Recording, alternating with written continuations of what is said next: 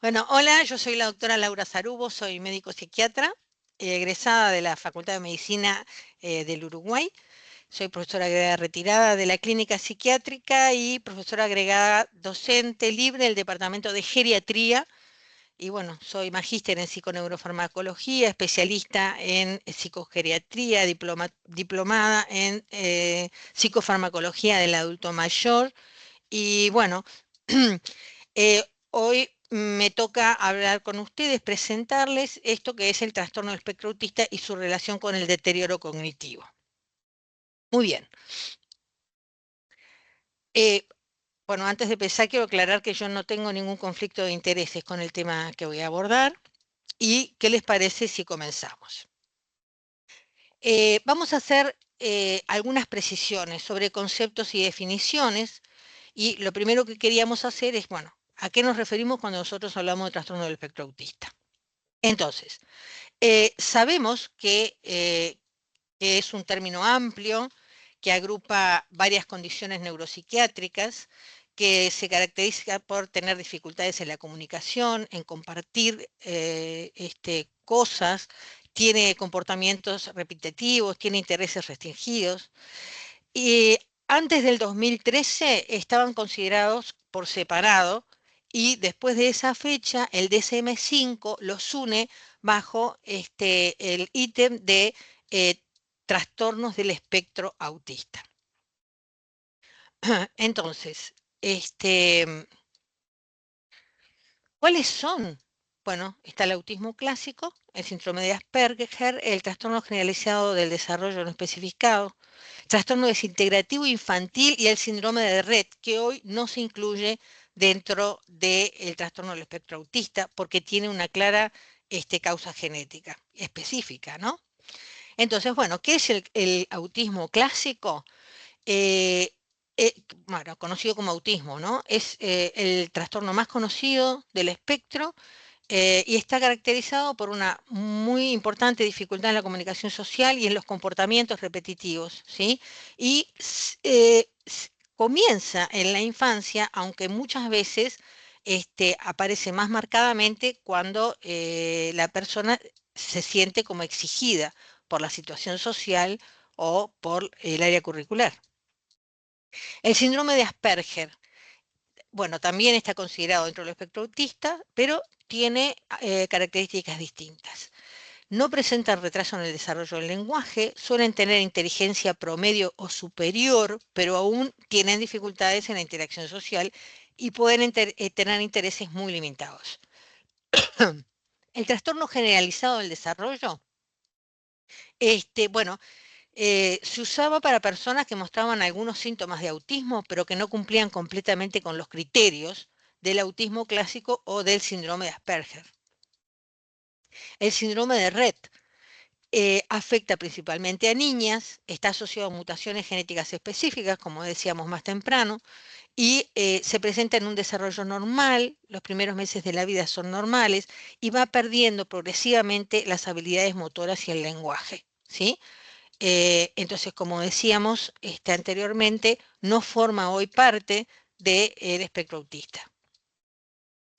Después está el trastorno desintegrativo infantil, ¿no? Trastorno raro en que el niño parece desarrollar habilidades normales durante al menos 2 años y después hay una regresión en el lenguaje, en las habilidades sociales y en otras áreas del desarrollo, ¿sí? Y se considera un trastorno separado del autismo, pero ahora está integrado a él. Ustedes me podrán preguntar, bueno, pero ¿cuál es la diferencia entre el trastorno desintegrativo infantil y el de Rett? Y bueno, el Rett se da en niñas específicamente porque está asociado al cromosoma X. El día en el adulto. ¿Cuáles serían las características? Bueno, es un trastorno del neurodesarrollo que es complejo y heterogéneo, ¿sí? Y que se manifiesta, como habíamos dicho, por una afectación en las habilidades sociales, en la comunicación, en lo cognitivo y en las características adaptativas que tiene la persona. Desde lo neurobiológico, hay diferencias estructurales, funcionales de la conectividad cerebral y también del sistema de neurotransmisión en comparación con los individuos neurotípicos. Tiene una muy alta prevalencia hay un incremento hoy en el diagnóstico del TEA. Posiblemente este aumento está dependiendo del mejor conocimiento clínico y de la semiología por parte de los profesionales de la salud. Antes no lo conocíamos, no lo pensábamos en el adulto, hoy sí. Se manifiesta desde la infancia temprana, persiste a lo largo de toda la vida, con variaciones en las manifestaciones clínicas y en las comorbilidades según la edad de la persona. Ahora, en el adulto existen algunos desafíos, sobre todo en el adulto mayor. ¿Por qué? Porque necesitamos la información del neurodesarrollo y muchas veces esto es muy difícil de obtener del paciente. Muchas de estas personas, además, han vivido con sintomatología que fueron interpretadas por trastornos psiquiátricos, como la depresión, como la ansiedad, etcétera, y nunca se diagnosticaron como portadores de un trastorno del espectro autista. Además, en los adultos puede variar mucho, dependiendo de las características de la persona, ¿sí? Pero de todas maneras siempre hay un patrón que sigue. Entonces, eh, por ejemplo, son mucho más sutiles los síntomas en el adulto que en comparación con los niños, y además muchos adultos con TEA han podido desarrollar estrategias de afrontamiento que les permiten sobrellevar las dificultades, ¿no? Y por lo tanto quedan muchas veces cubiertos la sintomatología y pasan desapercibidos. Bueno, ¿cuáles serían los síntomas más comunes en los adultos del trastorno del espectro autista? Bueno, dificultades en la comunicación e interacción social es de las más importantes, ¿no? De las características más importantes. Entonces, tienen mucha dificultad en interpretar el lenguaje no verbal, eh, tienen conversaciones limitadas, dificultad para adaptarse a las normas sociales, les dificulta hacer el contacto visual, entender un chiste, una broma, el sarcasmo, ¿sí? Eh, Ser empáticos, entender lo que le pasa al otro, ¿sí? Y en general tienden a estar mejor solos. Ay, perdón, se me fue. Ahí está. Estar mejor solos. Tienen intereses intensos y específicos, tienen rutinas rígidas, comportamientos repetitivos.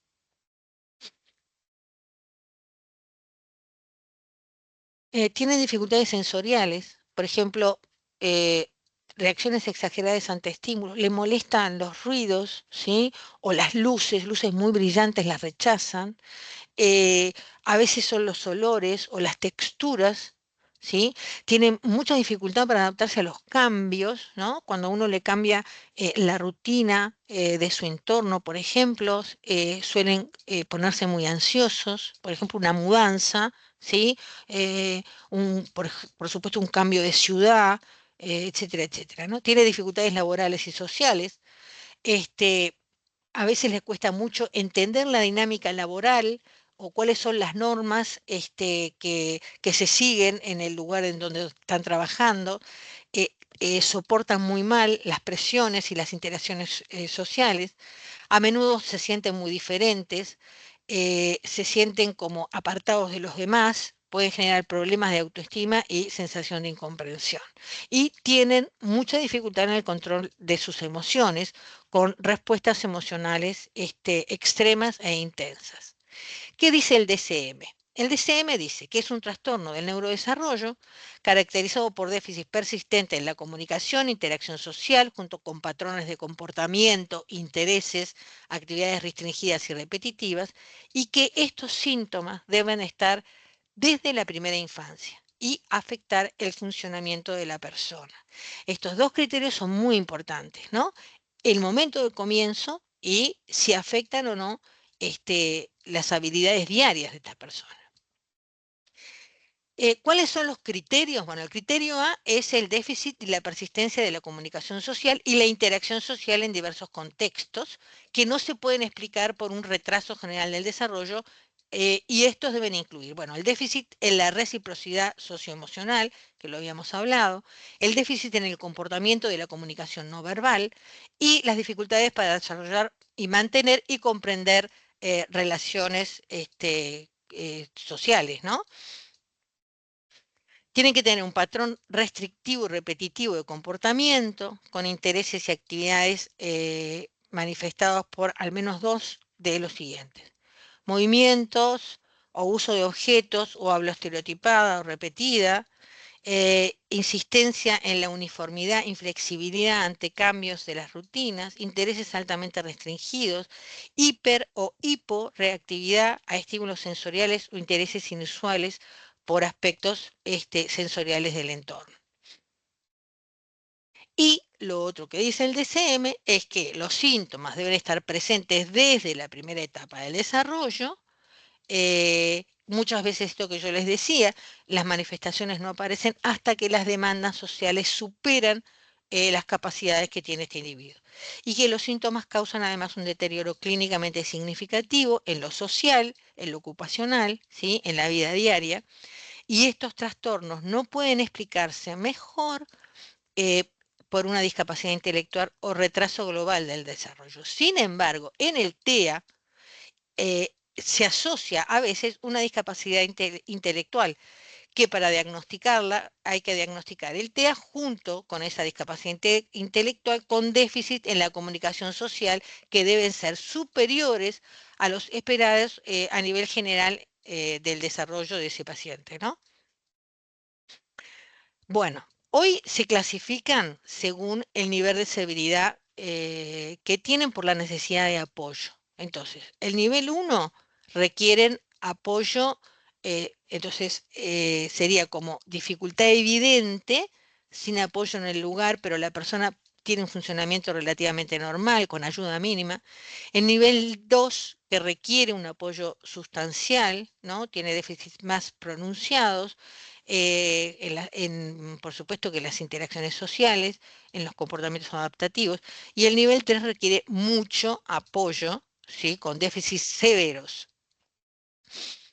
Entonces, ¿de qué se trata esta presentación? Y de saber si el trastorno del espectro autista es un factor de vulnerabilidad para el deterioro cognitivo en el adulto mayor.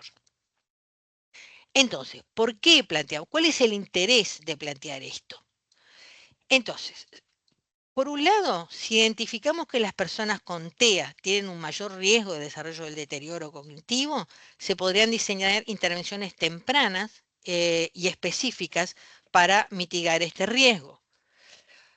Porque comprender la influencia en el desarrollo del deterioro cognitivo ayudaría a los investigadores y profesionales de la salud a tener una visión mucho más completa del curso de vida que tienen las personas con TEA, ¿sí? Y así entonces ser como más adaptables las condiciones en donde estos individuos se mueven para que tener un apoyo mucho más integral. ¿Por qué investigar la relación entonces? Porque se pueden identificar otros factores de riesgo o también factores protectores que podrían influir en la trayectoria cognitiva, por ejemplo, de una persona con TEA. Y finalmente, por la prevalencia que tiene el TEA en el adulto mayor. Bueno, hay datos muy variados sobre esto. Miren, hay un estudio del Reino Unido hecho en el 2011 que encontró una prevalencia del TEA de alrededor del 1% en los adultos mayores. Otros estudios, uno de cada 68 pacientes tienen TEA, esto es del 2018, y otros mencionan que el 2,21% de la población adulta lo padece, ¿sí?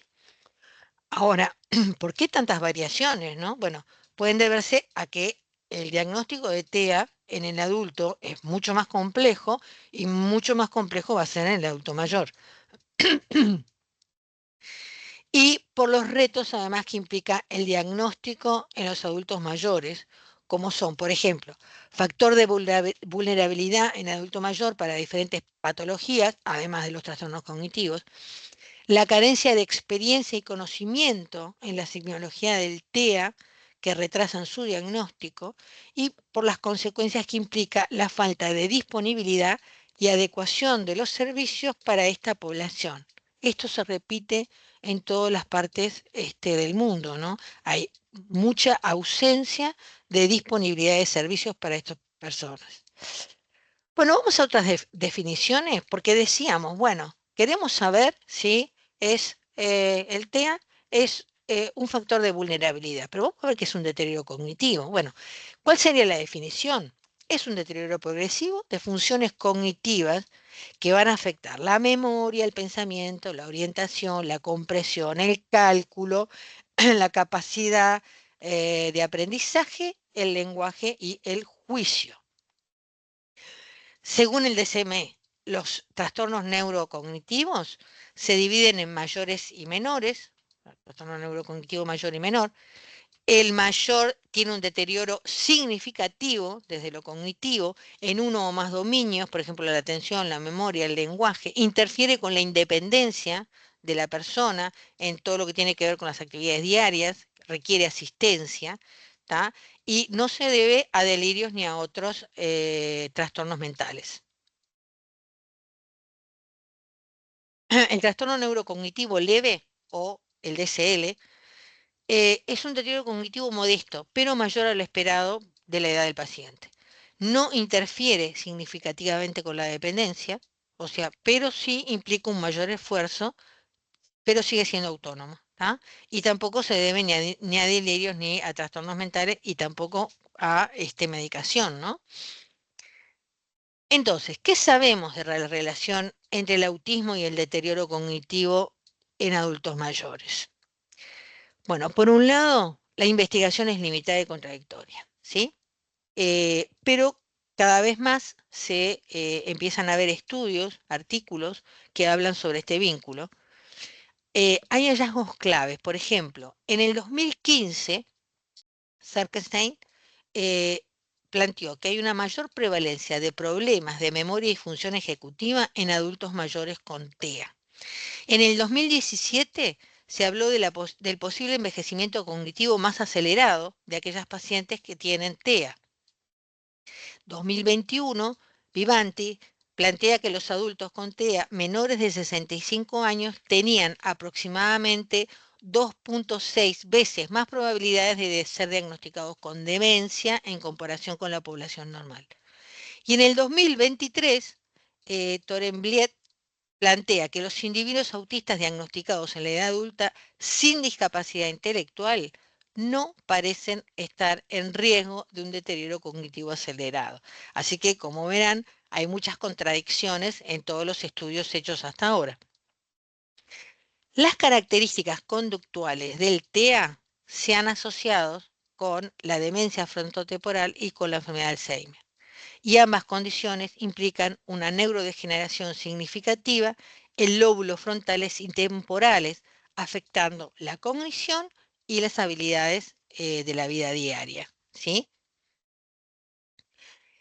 Eh, Se observaron altos índices de proteína precursora beta-amiloide en niños con TEA, que sugiere una predisposición a desarrollar una enfermedad de Alzheimer en forma temprana.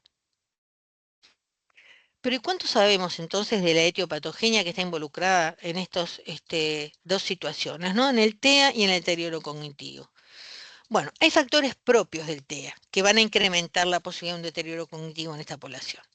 Entonces, ¿cuáles son? Bueno, por un lado, alteraciones en la conectividad cerebral, alteraciones en la neurotransmisión y en la plasticidad, la presencia de marcadores inflamatorios aumentados, la presencia de estrés oxidativo y daño celular, y la presencia de factores genéticos y epigenéticos, y son una población con un alto nivel de estrés, justamente por sus características, y además tienen múltiples comorbilidades.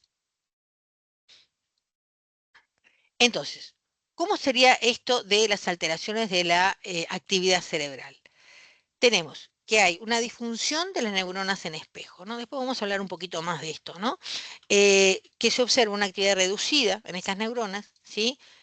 Lo que estaría relacionado con la falta de empatía o con la disminución de la empatía y de la comprensión de las intenciones de los otros, ¿no? Hay una hipoactivación de la corteza prefrontal medial con dificultades en las funciones cognitivas y en la toma de decisiones, y hay alteraciones en la amígdala que están implicadas en el reconocimiento emocional y en la regulación de los comportamientos sociales. Bueno, ¿qué son las neuronas en espejo? es un tipo de neurona que se activa cuando una persona ejecuta una acción, eh, como cuando observa a otra persona realizando la misma acción, ¿sí? Es un sistema que está implicado entonces en todos los procesos que tienen que ver con la imitación, pero también con el aprendizaje, ¿no? Bien, estas neuronas fueron descubiertas en los años 90, ¿sí? Y se estudiaron en monos. Posteriormente se encontraron en humanos. Y se empezó a delucidar de que tienen un papel crucial en la comprensión de los demás, en la imitación, en el aprendizaje, como decíamos, en la empatía, y en el contexto del trastorno del espectro autista se ha investigado su posible relación. ¿Por qué? Porque estos pacientes tienen justamente estas características. Eh, Traje esta foto porque me pareció maravillosa, ¿no? El investigador saca la lengua y el monito saca la lengua. Bien, conducta que tiene que ver con las neuronas en espejo. Bueno, eh, la teoría esta de la disfunción de las neuronas es preciosa, ¿no? Explicaría muchas de las cosas que le pasan a los pacientes con TEA, pero no debemos olvidar que el trastorno del espectro autista es multifactorial, es muy complejo e involucra factores también genéticos y ambientales y otras diferencias neurológicas que vamos a ver. Entonces, ¿cuáles son las evidencias que apoyan la disfunción de las neuronas en espejo? Bueno, hay estudios hechos por resonancia magnética funcional y hay otras técnicas de neuroimagen que lo muestran, que han mostrado diferencias en la activación de las regiones cerebrales que están asociadas a la presencia de neuronas en espejo, ínsula y el lóbulo premotor, ¿sí? Esto se ha visto en comparación con individuos neurotípicos durante las tareas de observación y de imitación. Bueno, ahora vamos a dedicar un poquito más, hablando de las alteraciones que pueden tener los pacientes portadores de un trastorno del espectro autista a nivel del funcionamiento cerebral, vamos a dedicarnos un poquito más al tema de la serotonina y el TEA, porque se ha hablado mucho de esta situación. Entonces, se ha visto que hay niveles elevados de serotonina en sangre. Hay una hiperserotoninemia que se ha diagnosticado como uno de los biomarcadores del TEA. Entonces, hay estudios que mostraron que el 30% de estas personas que tienen niveles elevados de serotonina en sangre en comparación con los controles, esto fue planteado en el 2007. Sabemos que la serotonina juega un papel crucial no solo como neurotransmisor en el cerebro, sino también como factor trófico durante el desarrollo prenatal del cerebro.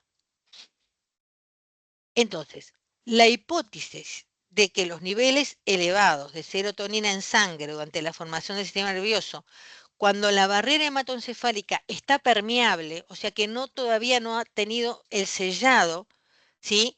Eh, Puede influir en la organización y la función de las sinapsis cerebrales, afectando el desarrollo neurológico de estos pacientes, por lo tanto contribuyendo a las características que tiene el TEA. Por otro lado, sabemos que el aumento prolongado de serotonina puede llevar a una regulación a la baja de los receptores, o sea, lo que es la down regulation, ¿sí? Y por lo tanto una disminución de la respuesta en los circuitos serotoninérgicos. Pero además, muchos de estos receptores pueden volverse menos sensibles al neurotransmisor por la misma razón que estamos hablando, por la down regulation, y la regulación a la baja de los receptores debido al aumento de la serotonina en etapas tempranas podría tener implicancias a largo plazo en el comportamiento y en las funciones cognitivas de los pacientes con TEA.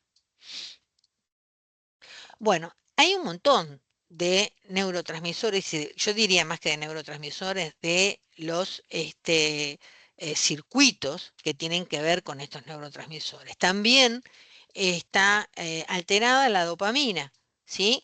Y recordemos que la serotonina y la dopamina son aquellos circuitos que están directamente relacionados con el estado de ánimo, con la atención, con la motivación, ¿sí? Y que son muy comunes en ambos trastornos, ¿no? Tanto en el trastorno del espectro autista como en el deterioro cognitivo.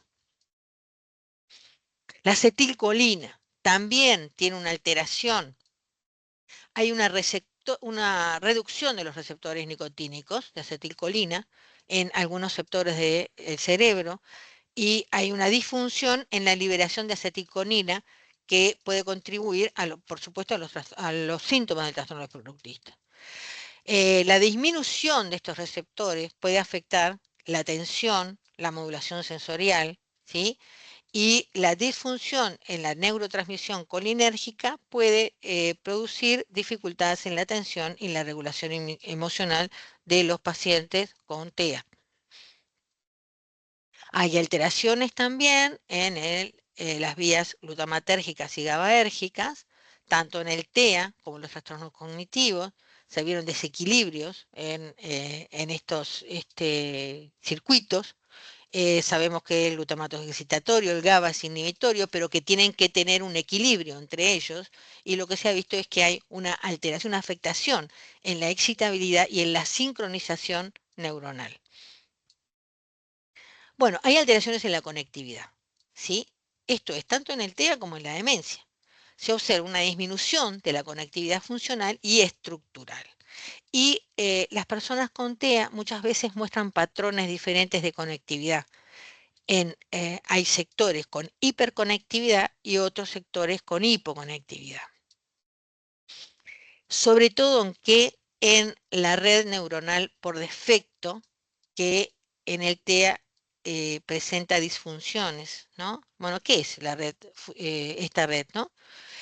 Es un conjunto de regiones cerebrales, ¿no? Donde están implicadas la corteza prefrontal medial, el precuño, ¿sí? Que se activan cuando no estamos enfocados en una tarea específica. Algo así como cuando estamos haciendo nada, ¿sí? Bueno, esta red está involucrada en funciones como es la memoria autobiográfica, el pensamiento introspectivo y la planificación futura. Si será importante entonces no hacer nada un ratito, ¿no? Bueno, hay una reducción de la plasticidad sináptica. Eh, Está afectado, por lo tanto, la capacidad del aprendizaje y de la adaptación cerebral, ¿sí? Hay un desequilibrio, como hemos demostrado hasta ahora, en los sistemas de neurotransmisión. Bueno, hay una inflamación cerebral con alteraciones de la inmunidad en el TEA y también en las patologías neurodegenerativas. La inflamación en el TEA tiene niveles elevados de citoquinas proinflamatorios, que se han encontrado en algunas personas con TEA, y la inflamación en los adultos mayores con TEA se observa que hay inflamación crónica, respuestas inmunológicas anómalas en los adultos con TEA, y esta neuroinflamación sostenida puede ser un factor de riesgo para las enfermedades neurodegenerativas como es el Alzheimer. Hay alteraciones en la percepción sensorial, ¿no? Hay una alteración en el procesamiento sensorial, que es un procesamiento sensorial atípico. Hay una sobreactividad o una sobreactividad a estímulos sensoriales. Y está asociado con difusión en la corteza sensorial y en las vías de procesamiento, tanto auditivo como visual. Estrés oxidativo, ¿sí? El estrés oxidativo que está aumentado sobre todo en las especies reactivas de oxígeno, que va a contribuir al daño en lípidos, proteínas, al ADN, ¿sí? Y hay mecanismos de defensa antioxidantes debilitados en el TEA y en la demencia que producen una disfunción a nivel mitocondrial y por lo tanto hay una pérdida de la integridad celular.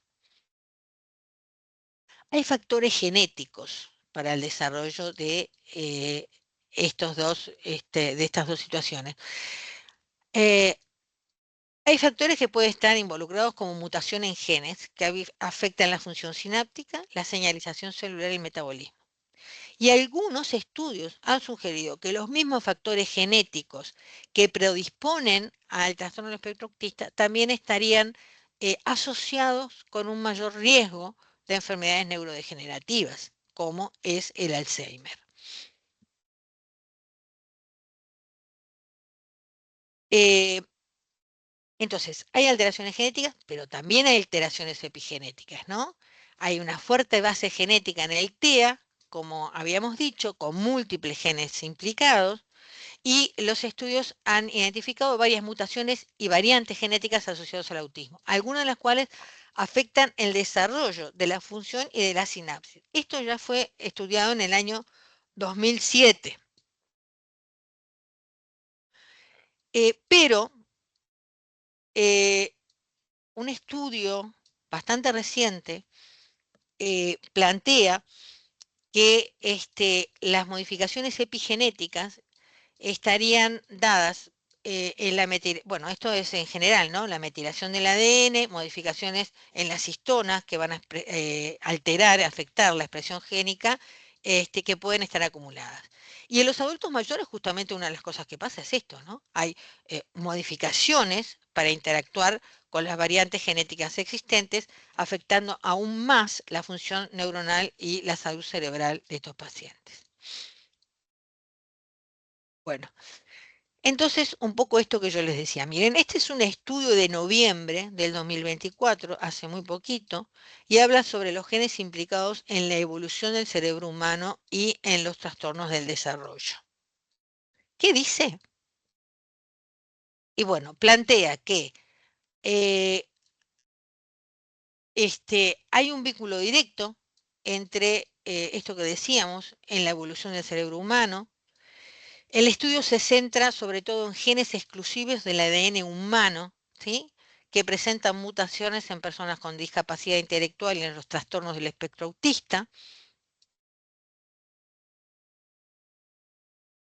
Eh, y este estudio lo que hicieron fue desactivaron los genes, estos SRGAP2B y el 2C en neuronas humanas, se los injertaron en cerebros de ratón y lo observaron durante 18 meses. Posteriormente, exploraron los mecanismos genéticos que regulan los efectos de estos genes en el desarrollo neuronal y se enfocaron sobre todo en este gen, que es el SINGAP, conocido por su implicancia en la discapacidad intelectual y en el autismo. ¿Qué descubrieron? Que tanto ese gen que decíamos como el GAP2 trabajan juntos para controlar la velocidad del desarrollo de la sinapsis en neuronas humanas, ¿sí? Y este descubrimiento sugiere que estos genes humanos son exclusivos y desempeñan un papel esencial en el desarrollo cerebral y en la evolución de las capacidades cognitivas humanas. Entonces, al desactivar estos genes en las neuronas humanas, los investigadores observaron una aceleración notable en el desarrollo sináptico. A los 18 meses, las sinapsis alcanzaron un nivel de madurez equivalente al que tenía un niño entre 5 y 10 años, lo que refleja un desarrollo acelerado similar al observado en ciertas formas de trastorno del espectro autista. ¿Tá?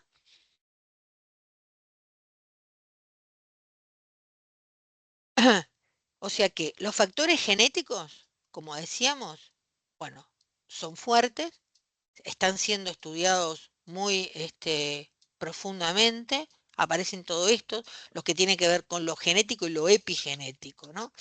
Pero también tiene que ver con el ambiente, ¿sí? Aquello de lo biopsicosocial. Las personas con TEA pueden experimentar niveles mucho más altos de estrés a lo largo de su vida. ¿Por qué? Porque tienen dificultades sociales, porque tienen dificultades en la integración, en la comunicación, ¿sí? Y esto podría llevar a el aumento del deterioro cognitivo.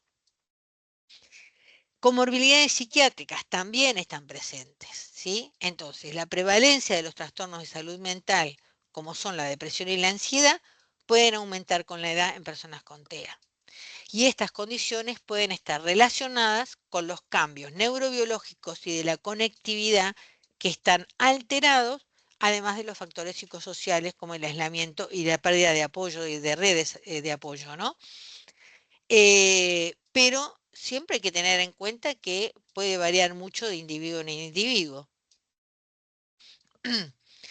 Este, Otras alteraciones neurológicas, miren, las personas con TEA tienen una mayor prevalencia de comorbilidades como epilepsia y también con trastornos del sueño, que pueden aumentar el riesgo de deterioro cognitivo con la edad. tiene una dificultad en la interacción social y de la comunicación, ¿sí? Junto con el estrés crónico relacionado con la adaptación del entorno y puede tener un impacto negativo a largo plazo en la función cognitiva, como estábamos diciendo, ¿sí? Y el estrés crónico ha sido muy vinculado a la degeneración de las áreas cerebrales claves como son el hipocampo, que es vital para la memoria y la cognición.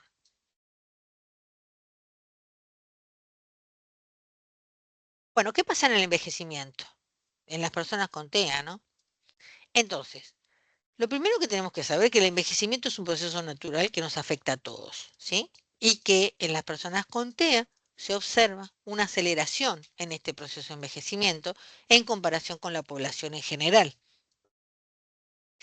Hay cambios biológicos en el envejecimiento, cambios que todos los individuos tenemos. Hay una disminución de la capacidad física, hay alteraciones metabólicas, hay aparición de enfermedades crónicas y cambios en la función cognitiva, que en personas con discapacidad intelectual, como muchos pacientes que tienen trastorno del espectro autista, puede comenzar entre los 45 y los 50 años.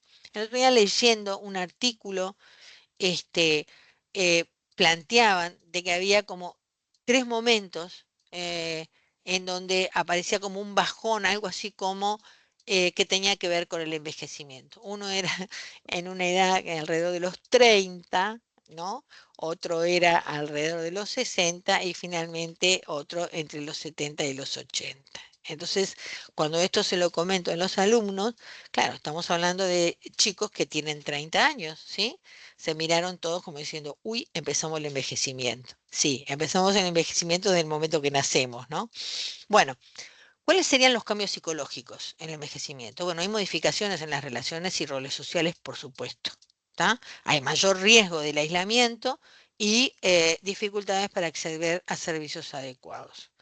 Hoy estamos trabajando mucho en aquello que se llama la soledad impuesta, ¿sí? Que producen importantes alteraciones, no solamente en el funcionamiento social, sino en el funcionamiento cerebral de las personas, ¿no? Soledad impuesta es aquella soledad que tienen algunas personas que quedan solos porque o murieron sus compañeros, compañeras, ¿sí? O están divorciados, los hijos crecieron, se fueron, tienen otras ocupaciones y de alguna manera quedan solos, ¿sí? Y eso produce un aumento de en los deterioros cognitivos.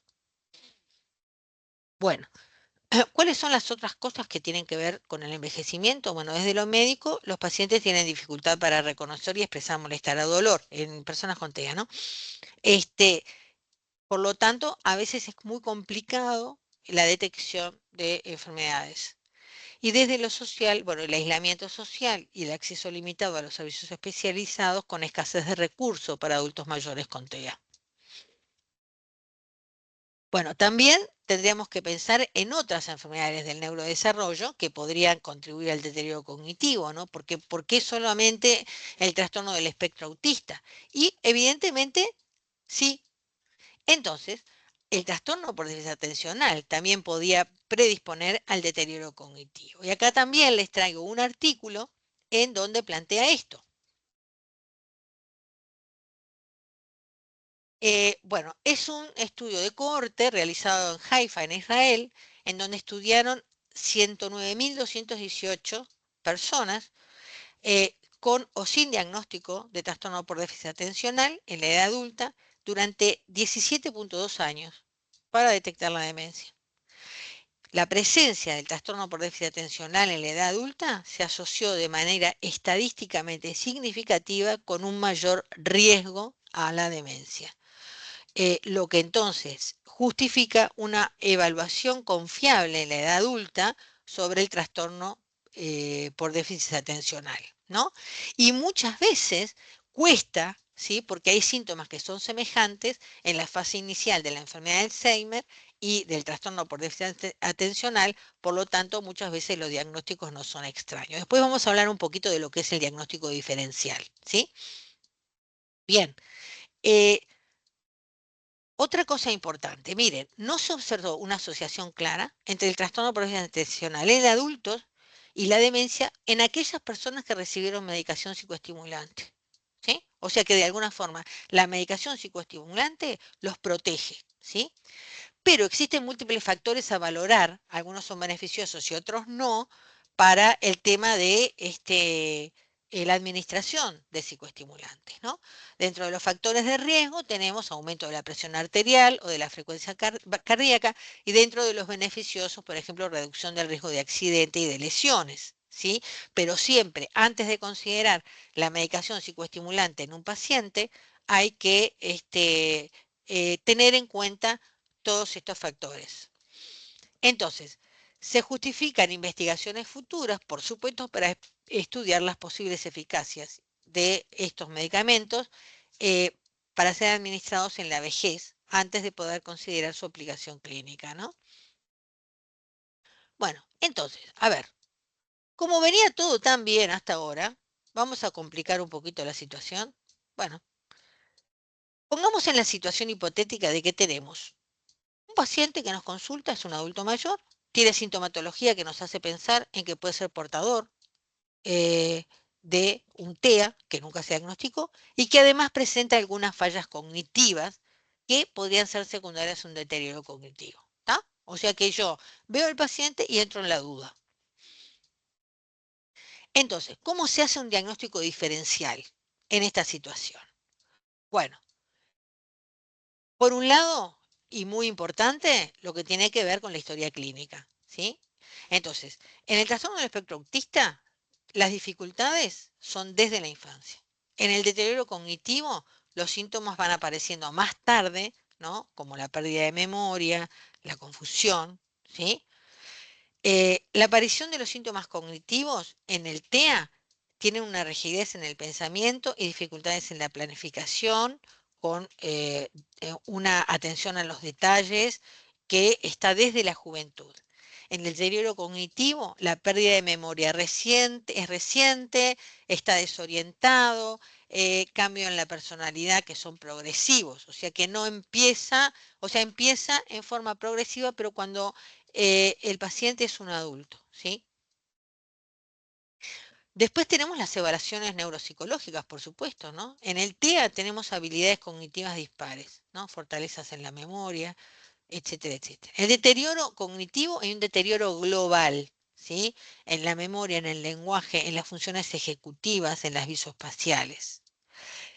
Después, síntomas psiquiátricos y conductuales. Por ejemplo, el trastorno del espectro autista presenta ansiedad, depresión, comportamientos repetitivos y estables y crónicos. En el deterioro cognitivo hay nuevos síntomas psiquiátricos como agitación, delirios y alucinaciones.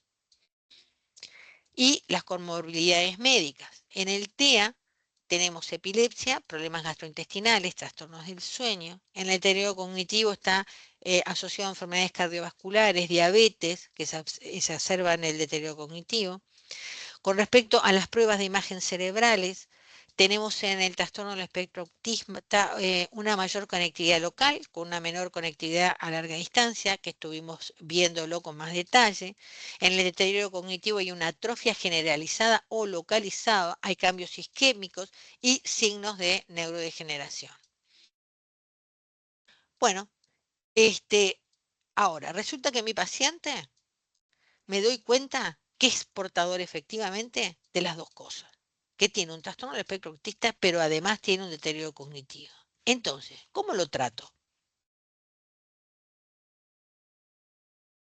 Entonces, por un lado, es importante saber que no se ha descubierto la pólvora en las indicaciones para el tratamiento de estas situaciones, ¿no?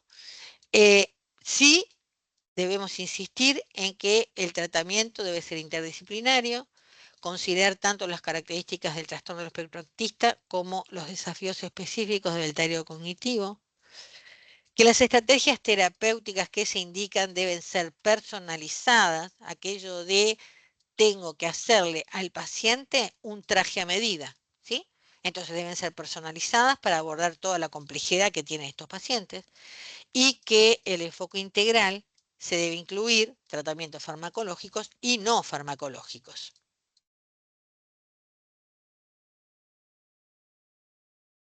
Perdón que se me fue. Bueno, ¿cuáles son las intervenciones no farmacológicas? Entonces, de las no farmacológicos, los que tienen mayores estudios y se han visto que tienen mayores resultados, la terapia cognitivo-conductual, que va a mejorar la adaptación y reduce la ansiedad y maneja los comportamientos repetitivos. La terapia ocupacional, que mantiene la independencia en las actividades diarias y se va adaptando al paciente al entorno, ¿sí? Las intervenciones psicosociales que reducen el aislamiento y mejoran la calidad de vida. La terapia cognitiva por estimulación mejora o mantiene la función cognitiva en pacientes con demencia. El ejercicio físico mejora la salud general, el estado de ánimo, las funciones cognitivas y es esencial en todas las formas de demencia. Ustedes recuerden que en el ejercicio físico eh, hay varias cosas que tenemos que tener en cuenta con el ejercicio físico. Miren, ¿por qué la indicación? Varias razones. Un lado, el ejercicio físico estimula lo social, ¿sí? Por otro lado, el ejercicio físico produce un aumento de las interconexiones neuronales, o sea, de la sinapsis, ¿sí? Aumenta el árbol dendrítico. ¿Por qué? Porque produce un aumento de la secreción de factor de crecimiento cerebral y de factor de crecimiento endotelial, ¿sí? Pero para que esto suceda, el ejercicio físico que uno realiza tiene que ser algo que le guste. Si yo le digo a una persona que vaya a sala de aparatos y no le gusta, bueno, va a ir 2 veces y va a dejar de ir. Entonces hay que buscar con el paciente qué tipo de ejercicio es el que le puede llegar a gustar. Por ejemplo, el caminar. Caminar es un excelente ejercicio, media hora todos los días, ya estamos cubriendo estas necesidades que decimos, ¿sí? Y sobre todo si el paciente sale a caminar con alguien, entonces donde está justamente esto de lo social. ¿Por qué la importancia de lo social? Bueno, tiene que ver con que el encuentro con otro lo que produce es eh, el despertar en uno de lo novedoso, ¿no? ¿Qué dice la persona que tengo adelante? ¿Qué me está diciendo? ¿Cómo contesto? ¿No? ¿Qué cosas se me abren a mí en mi pensamiento, en mis ideas, en mis emociones cuando estoy hablando con un otro, ¿no? Bueno, después tenemos también la terapia de validación, que es la aceptación de los sentimientos del paciente que reducen la angustia y mejoran la comunicación. Otra de las cosas muy importantes es la psicoeducación, sobre todo con la familia. El rol de la familia es muy importante tanto en el manejo del trastorno del espectro autista como en el deterioro cognitivo. Entonces, hay que educar y capacitar a los familiares y a los cuidadores, ¿no? Hay que proveer de apoyo emocional y capacitación en las estrategias de manejo con estos pacientes, ¿sí? ¿Qué se les puede decir? ¿Qué no se le puede decir? ¿Qué se puede hacer? ¿Qué no se puede hacer? ¿Sí? Tiene que haber un enfoque integral involucrando a la familia, a los cuidadores en el plan de tratamiento para mejorar la calidad de vida del paciente y del cuidador. Miren, en este momento, que estamos cerca de fin de año, empiezan a producirse algunas inquietudes en los familiares y en los cuidadores de los pacientes adultos mayores que tienen un trastorno cognitivo. Una de las principales cosas es, bueno, está institucionalizado, lo quiero llevar a casa a pasar las fiestas. Y aquí que esas situaciones provocan en el paciente mucha ansiedad, mucha angustia, mucha inquietud, ¿sí? Entonces, es preferible que queden en el lugar en donde están y los visiten y los acompañen un rato y no que los trasladen o los trasladen, me voy a tomar unas vacaciones y me voy al balneario, me lo llevo. No, porque van a producir este tipo de situaciones que son muy complejas después para que desaparezcan, ¿sí? Así que todas esas cosas son cosas que uno le tiene que decir a los familiares y a los cuidadores, ¿no? Bueno, entonces, vamos a ver ahora desde lo farmacológico, cuáles son las indicaciones en estos pacientes. Entonces, eh, desde ya vamos a decir que los tratamientos de cualquiera de estas dos condiciones no están dirigidos a la fisiopatología, sino a la sintomatología. Bien, con respecto a los antidepresivos, lo traigo como en primera instancia porque esto es una gran discusión en el tema si se le dan antidepresivos a los pacientes con trastorno del espectro autista, sobre todo serotoninérgicos, no antidepresivos serotoninérgicos. No hay muchos estudios farmacológicos con antidepresivos en pacientes con trastorno del espectro autista, ¿sí? Los inhibidores de la recaptación de serotonina más utilizados en síntomas de depresión, ansiedad y también en deterioro cognitivo son estos: la sertralina, el escitalopram, la duloxetina, la trazodona y la mirtazapina. Bien, eh, tenemos que tener en cuenta que los síntomas clásicos de la depresión pueden presentarse de manera muy diferente en el autismo, ¿sí? Mientras que la ansiedad puede manifestarse inicialmente con un aumento de de problemas del comportamiento, ¿sí? Y en realidad lo que tiene el paciente es que está ansioso. Después, eh, si bien estos medicamentos, los inhibidores de la recaptación de serotonina, se han utilizado con frecuencia para tratar la ansiedad y o las compulsiones en el autismo, hay una revisión y otros trabajos también que encuentran poca evidencia para apoyar su uso en estas situaciones.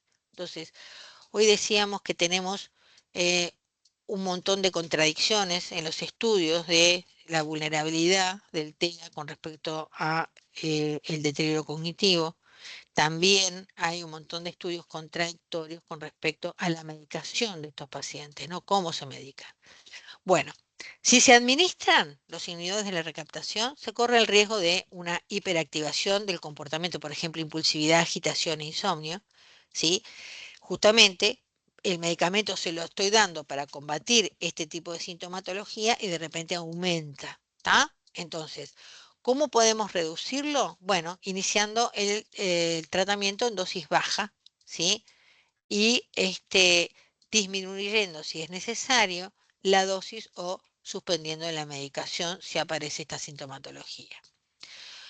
Entonces, cuando se prescriben los medicamentos, estos siempre tienen que ser seguidos, ¿no?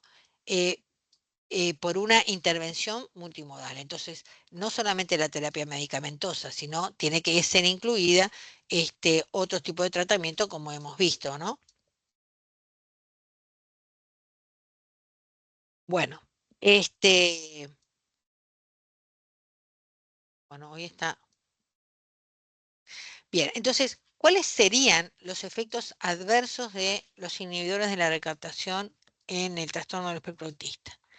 Bueno, la agitación y la irritabilidad, que hemos recién hablado un poquito de ellas, pueden experimentar una mayor inquietud, nerviosismo, ¿sí? Inclusive pueden tornarse más agresivos, pueden manifestarse como un aumento del comportamiento repetitivo, ¿no? En la irritabilidad general. Pueden tener insomnio o alteraciones del sueño, pueden tener aumento de la ansiedad, pueden tener problemas gastrointestinales, puede tener un aumento o una disminución del apetito y cambios de peso, somnolencia o fatiga, problemas de la concentración o letargo, aumento de las conductas repetitivas o estereotipadas, síndrome de discontinuación y aumento del riesgo de comportamientos suicidas. Así que su uso, cuando se decide, debe ser cuidadosamente evaluado y supervisado por profesionales de la salud. Y yo diría especialistas, ¿sí? Entonces, deben seguirse directrices farmacológicas estándares para el TEAT. Por ejemplo, la labetalina para los problemas del sueño, los anticonvulsivantes específicos para la epilepsia, los bloqueadores de la dopamina para la irritabilidad, el metilfenidato, la tomoxetina y la guanfacina para el trastorno por déficit atencional. O sea que no se tienen que dar para otras cosas, ¿sí? Entonces, es importante que estos medicamentos se utilicen únicamente en el tratamiento de estas afecciones, como decíamos, pero queda mucho por hacer en materia de investigación sobre los tratamientos farmacológicos dada la heterogeneidad biológica que tienen los pacientes y genética, y además la relativa falta de estudios sobre la acción de los medicamentos en estos individuos, ¿no? Sobre todo en la población con autismo y sobre todo en aquellos pacientes que son adultos y adultos mayores más todavía. Bueno, los antipsicóticos, ¿cuándo se indican? En el manejo de la irritabilidad, en la agresión, en los síntomas disruptivos, en el trastorno del espectro autista y en la demencia. Hay que usarlos con mucha precaución por el riesgo del síndrome metabólico. Los que se usan son la risperidona, el aripiprazol, la ciprasidona, el bespiprazol y la quetiapina. Las que están aprobadas por la FDA son la risperidona y el aripiprazol, ¿sí? Tanto para la agitación como para la irritabilidad en el autismo. Bien, tratamiento de la hiperactividad. Los fármacos estimulantes son eficaces en el trastorno del espectro autista y dentro de ellos los de liberación prolongada son los que tienen mayor tolerabilidad. Dentro de ellos el metilfenidato. Los fármacos no estimulantes como la atomoxetina, que es un bloqueador de la recaptación de noradrenalina, eh, están más indicados para la hiperactividad más que para la inatención, pero tienen efectos adversos. Todos los medicamentos tienen efectos adversos, ¿no? ¿Cuáles son estos? Náuseas, disminución del apetito, fatiga, y tienen mayor tolerabilidad y menor respuesta en individuos neurotípicos. ¿Tá? Bueno, la guanfacina, LP, estimula receptores adrenérgicos alfa 2 posinápticos, por lo que inhibe la producción de AMP cíclico en la corteza frontal. Efectos adversos: irritabilidad, somnolencia, fatiga, susceptibilidad emocional, disminución de la presión arterial. ¿Por qué? Porque estimula receptores alfa 2, ¿sí? Por lo que debe usarse con mucha precaución en los adultos mayores y está indicado cuando hay una intolerabilidad a otros fármacos estimulantes, ¿sí? O sea que no se usa de primera línea. Bien.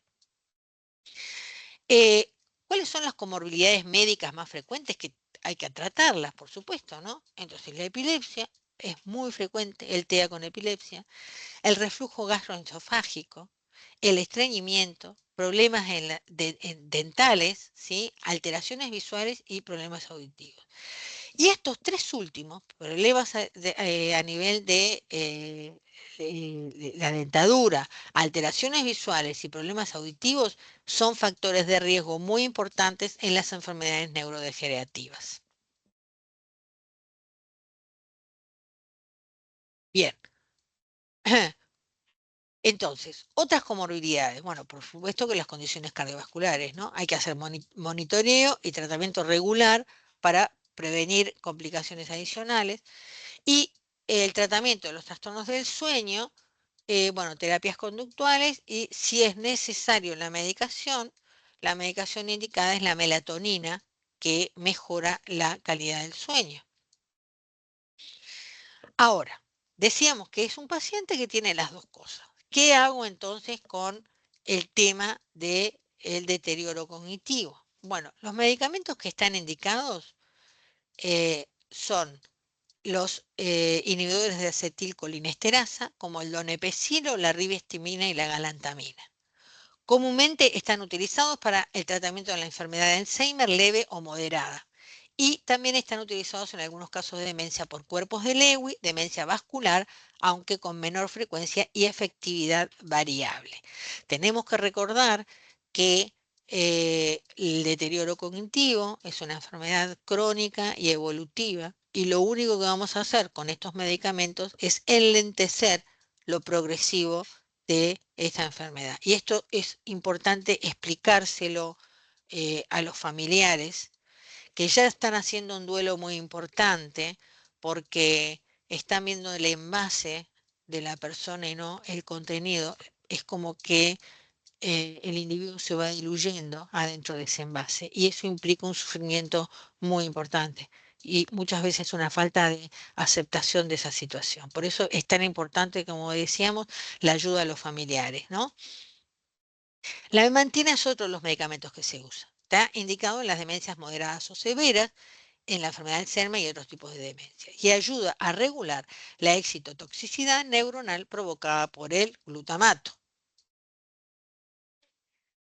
Ansiolíticos y sedantes. Bueno, el tema de las benzodiazepinas es un tema eh, que ha llevado a muchas investigaciones, ¿sí?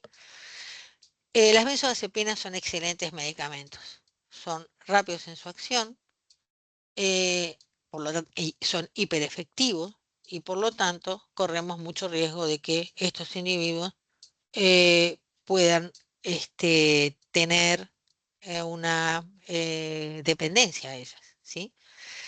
Por lo tanto, cuando están indicados, hay que manejar la ansiedad y el insomnio de pacientes con demencia, por ejemplo, no usarlos en largos periodos, por esto que estamos diciendo, ¿sí? Porque por el riesgo de dependencia, porque pueden producir caídas, recuerden que producen relajación muscular y deterioro cognitivo adicional.